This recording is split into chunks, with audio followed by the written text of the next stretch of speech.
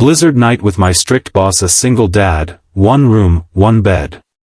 I never imagined I'd be trapped in a mountain cabin with the one man who made my work life miserable. As the snowstorm howled outside and the fire crackled between us, something in his eyes changed when he mentioned his daughter. That's when I realized there was so much more to Marcus Reynolds than the cold, demanding CEO everyone feared. If you've ever misjudged someone only to discover the pain behind their walls, this story might just change how you see the difficult people in your life. Stay with me until the end for a moment that still brings tears to my eyes whenever I think about it. If this story touches your heart, please hit that like button and subscribe for more stories that remind us of our shared humanity. The snowflakes were falling like tiny stars from a darkening sky as I rushed toward the conference center entrance. The annual company retreat was mandatory, but I'd been dreading it for weeks. 3 days in the mountains with Marcus Reynolds, the human equivalent of an iceberg, cold, imposing, and capable of sinking your career with a single disapproving glance. "Ms. Harper, you're cutting it close." His deep voice stopped me in my tracks as I entered the lobby. Marcus stood by the reception desk, his tall frame impeccably dressed despite the casual mountain setting. His dark eyes assessed me with that familiar look of disappointment. "I'm sorry, Mr. Reynolds. The roads are getting bad." I brushed snow from my coat, trying not to show how much his presence intimidated me. "The weather report suggests it's going to get worse. I've instructed everyone to check in immediately and prepare for a possible lockdown." He handed me my room key without making eye contact. "Team building activities begin in 30 minutes. Don't be late." I watched him walk away, his broad shoulders stiff with the weight of whatever burden he carried. In the 2 years I'd worked as the marketing director at Reynolds Enterprises, I'd never seen the man smile. Not once. The other executives whispered about his divorce 3 years ago, but no one dared mention it to his face. Marcus Reynolds was all business, all the time. The retreat center was a sprawling wooden lodge nestled among pine trees, now disappearing under thickening snow. My room was cozy but simple, a queen bed, a small desk, and a window that showcased the worsening blizzard. I quickly changed into more casual clothes and headed to the main hall, determined to survive this weekend without incurring my boss's wrath. The team-building exercises were as awkward as expected. Trust falls and problem-solving games with colleagues I barely spoke to outside of meetings. Marcus observed from the sidelines, occasionally making notes on his ever-present tablet. When the activities ended, he announced dinner would be served at 7, then disappeared into the conference room to take a call. "He's in rare form today," whispered Diane from accounting as we walked toward our rooms. "Even more intense than usual." "Is that possible?" I laughed, then immediately regretted it when I turned to find Marcus standing in the hallway behind us, his expression unreadable. Dinner was a tense affair. The storm outside had escalated to a full-blown blizzard, and the retreat center manager informed us that the roads were now closed. We were effectively snowed in for at least the next 24 hours. Marcus took the news stoically, immediately restructuring the weekend's agenda on his tablet while the rest of us exchanged nervous glances. I was returning to my room when the lights flickered once, twice, then plunged the hallway into darkness. Emergency lights kicked on seconds later, casting an eerie glow across the wooden walls. "Everyone remain calm," Marcus's voice carried through the darkness. "The generator should activate shortly." But it didn't. After 30 minutes of waiting in the common area, the retreat manager approached our group with a flashlight and a worried expression. "I'm afraid the generator is buried under snow. We're working on it, but in the meantime, we need to conserve heat. We're going to have to double up in rooms on the south side of the building where the fireplaces are functional." My stomach dropped as the manager began assigning roommates. When he reached my name, he paused, looking uncomfortable.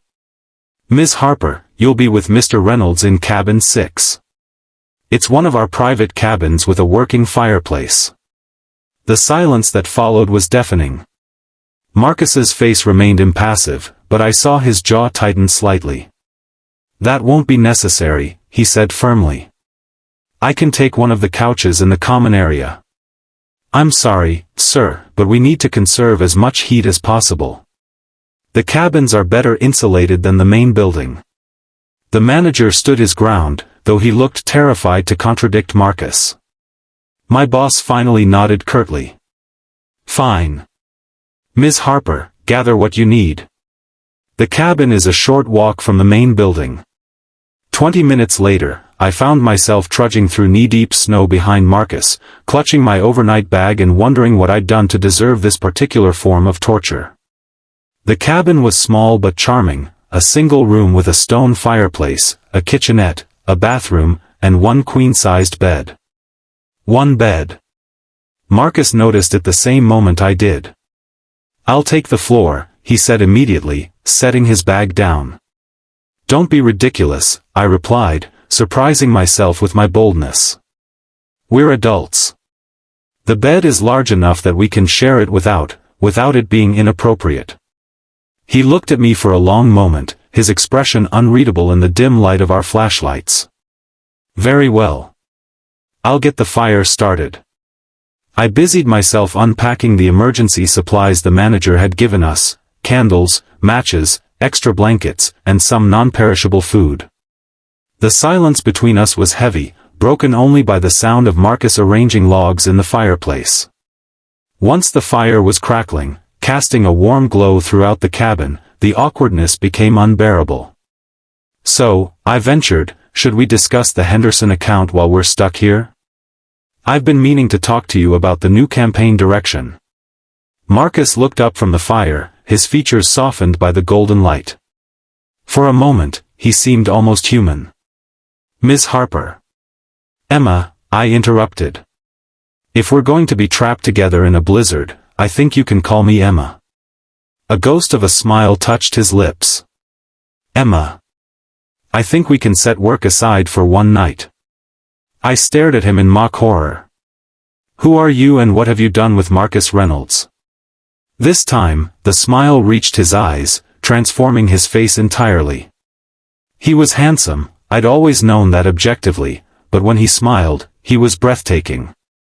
Contrary to popular belief, I do occasionally think about things other than work. Could have fooled me, I said, then immediately regretted my candor. I'm sorry, that was inappropriate. Marcus sighed, running a hand through his dark hair. No, it's a fair assessment. I know what people say about me at the office.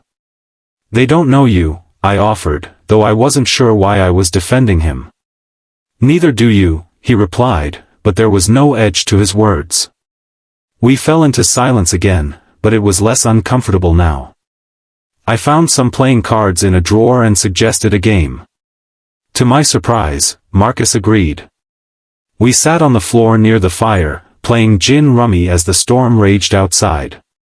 He was competitive but fair, and I discovered he had a dry sense of humor that emerged when he wasn't focused on quarterly reports and market projections. After I won the third hand, he leaned back against the foot of the bed. You're good at this. My dad taught me. We used to play during power outages when I was a kid. The memory warmed me more than the fire. What about you? Who taught you to play? Something flickered across his face, pain, perhaps, or nostalgia. My grandfather. He raised me after my parents died. I'm sorry, I said softly. I didn't know.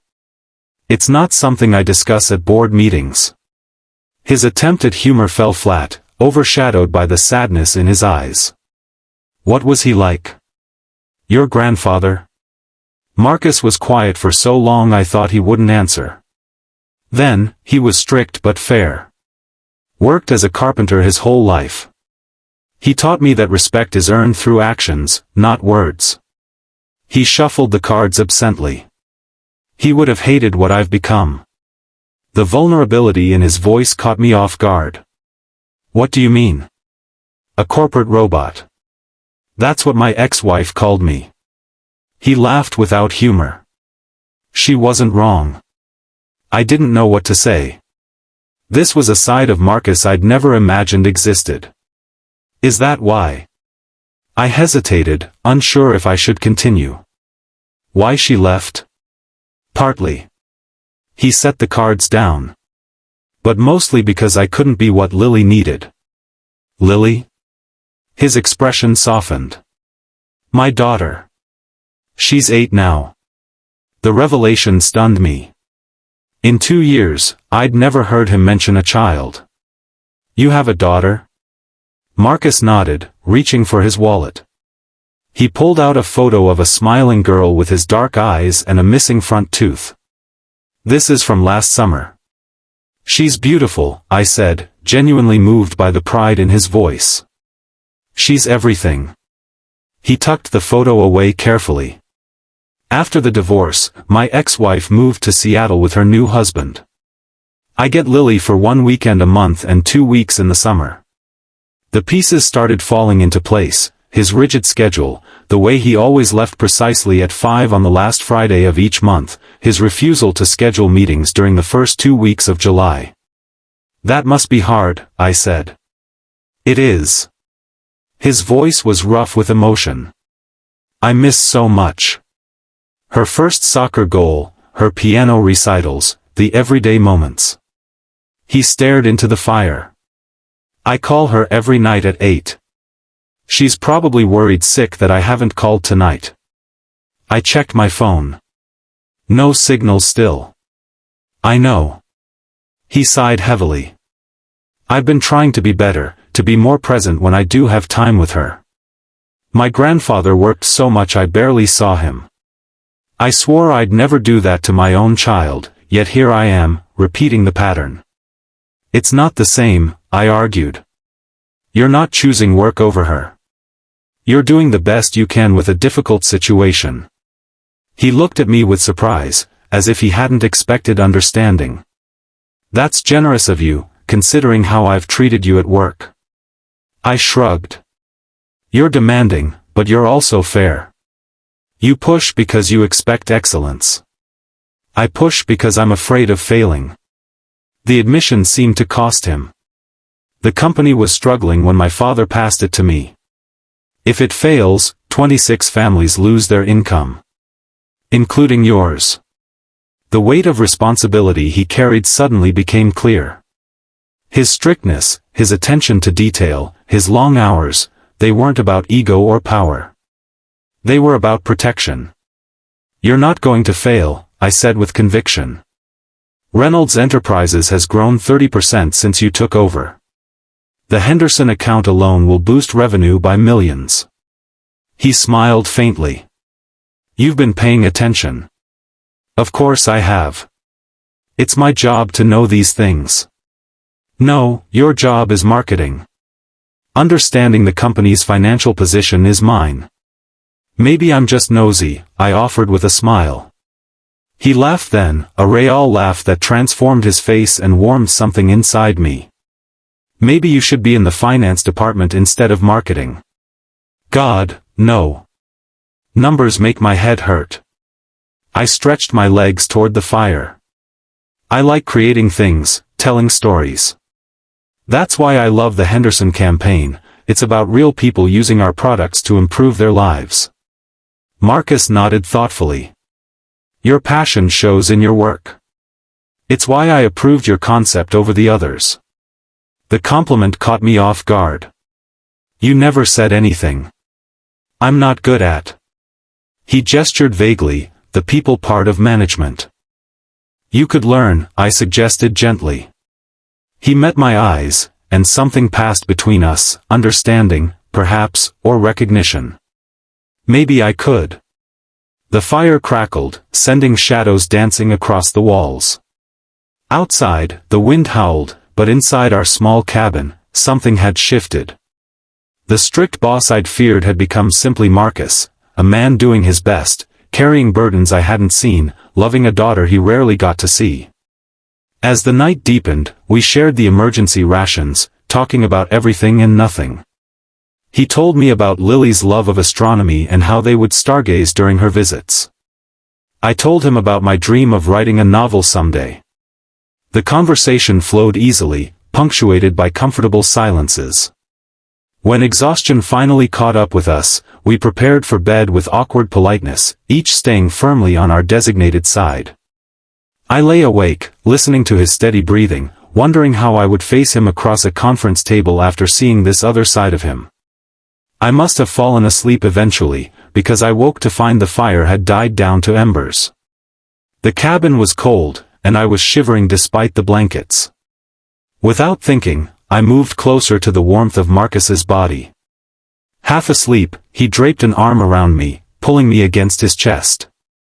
I should have moved away, maintained the professional boundary between us, but in that moment, comfort outweighed propriety. Morning came with pale light filtering through frost-covered windows.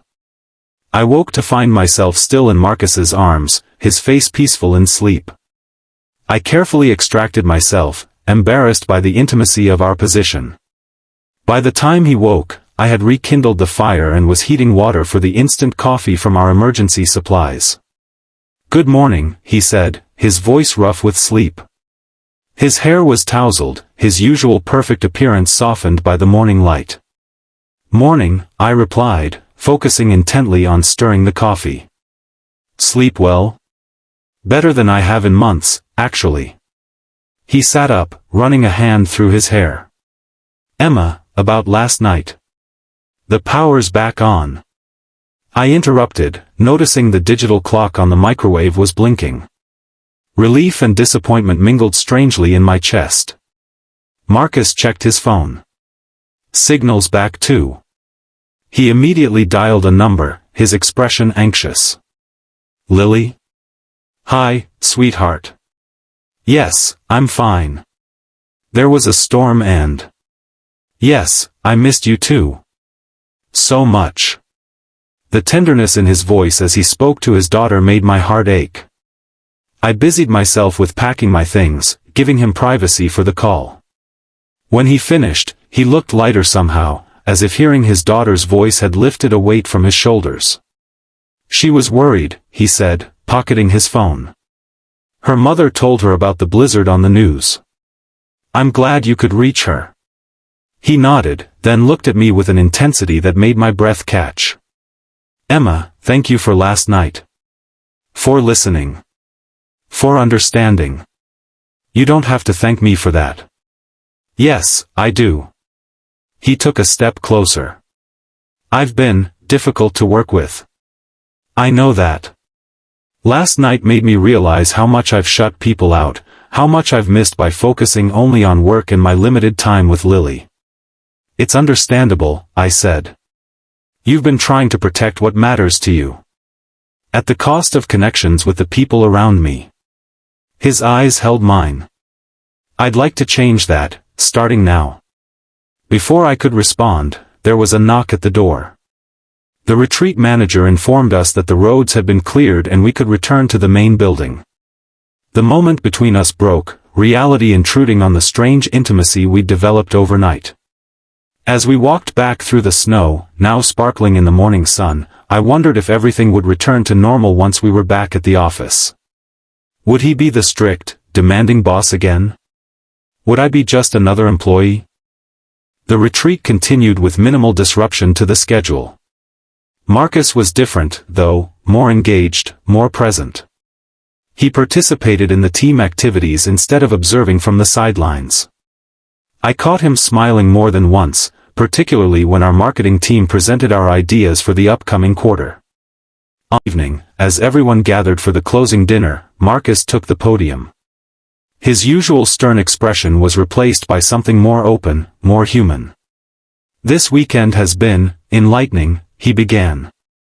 "Not in the ways I expected when I planned this retreat.